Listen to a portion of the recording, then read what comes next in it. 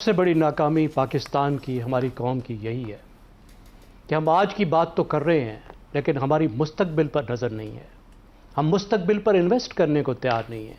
अभी हम बजट पर बात कर रहे थे तो एक फिगर बार बार सामने आती थी कि हमारी जो इन्वेस्टमेंट टू जीडीपी रेशो है वो दुनिया में सबसे कम है। यानी हम जो कमाते हैं और सनतें भी जो कमाती हैं, अफराद भी कमाते हैं, उसका सिर्फ 13% मुस्तकबिल के लिए बचाते हैं और री इन्वेस्ट करते हैं। जबकि चीन में 40%, 100 रुपया जो चीनी और चीन की कंपनियां कमाती हैं, 40% मुस्तकबिल पर लगाती हैं। और यही हमाल हमारे पूरे माशरे का है कि हम अपने माशरे के मुस्तकबिल पर, अपने बच्चों पर इन्वेस्ट करने को तैयार नहीं है।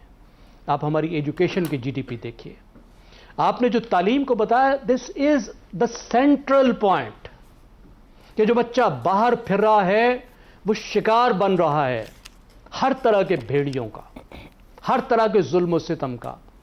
और उसमें एक सितम यह है कि वालिदैन ये कहते हैं कि ये फारिग फिरेगा तो हम तो अपनी मजदूरी में लगे हैं, किसी के हत्थे चढ़ जाएगा, वो जाके किसी ना किसी चाइल्ड लेबर के काम पे उसको लगा देते हैं। और वहां पे क्या होता है कि वो हुनर जो एक इंसान 6 महीने में सीख सकता है, वो 10-10 साल में सीखता है, 15-15 साल में सीखता है।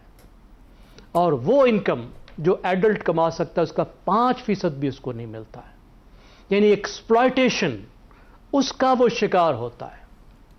तो पूरे तालीमी निज़ाम पे नज़र रखना कि ये बच्चे स्कूलों में आए, फिर अगर वालिदैन की ख्वाहिश है कि ये हुनर सीखें तो हमारे पास कहाँ है वो एजुकेशन जिससे जो कम अज़ कम बड़े बच्चे हैं, जो एडोलेसेंट्स हैं, वो हुनर सीख सकें, 6 महीने में वो दर्जी बन सकें, बजाय इसके कि 10 साल में वो जलीलो ख्वार होकर दर्जी बने या मैकेनिक बने या ड्राइवर बने।